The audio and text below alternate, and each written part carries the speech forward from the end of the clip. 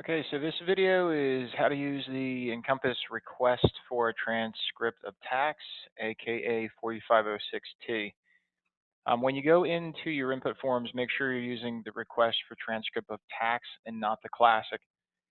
The reason why is because when Ellie first came out with the classic, you'll notice something very obvious.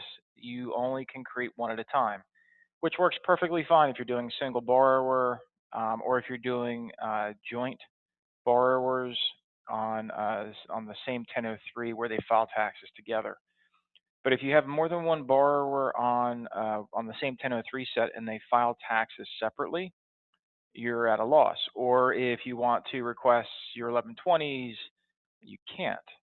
That's where the non-classic comes in. So I created 4 entries here. You can click on them. They're only there if you click add. But basically, what you want to do is first, when you go into it, first thing is default to TQL rules. It will bring in the KensieMae standard TQL rules, which most of the year are perfectly fine. Next, you have to make sure you select your borrower on here, and then you have to copy from borrower summary. So by doing that, it will fill in all the information that's coming in from your borrower summary. Of course, if you've got a different address than what is current address is, make sure that you look at your tax returns, page 1, to verify that. Some people forget that they maybe have it spelled differently or they moved.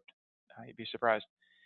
Also, if it's being produced, I've seen recently, I saw a vendor where they said they wanted this blank. I'm used to having this filled in to the agent that's actually sending this 4506T to the IRS. But check with your vendor on who's doing that. Of course, what type of transcript you want. Record of account is typically standard. Down in question 9, again, 2017, 2016, 2015, just by checking the default. And at this point, if you go to click print, you'll see that the print menu comes up and we can preview those for you. Now it says 1, 2, 3, 4 because we have 4 records. So what I expect to see is the first preview will be filled in with Andy America, but records 2, 3, and 4 will be blank because we don't have any information filled in on the screen. So it's initializing, and here's Andy America's information, page 1, page 2, and then again, there's our other examples. So if you're stuck and you're like, why am I getting blanks? Again, we'll come down to number 3 just to skip 2.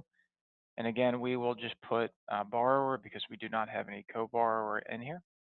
Default TQL, borrower summary. And again, all this information will fill in for you immediately. And again, let's just do print. So again, you'll see 1, 2, 3, 4. If we go to print preview, what we should expect to see is 1 will have Andy America, 2 will be blank, 3 will have Andy America. And you can see that basically you'll know what to expect up in here based upon the visual representation of the screen. So let's go ahead and check it out.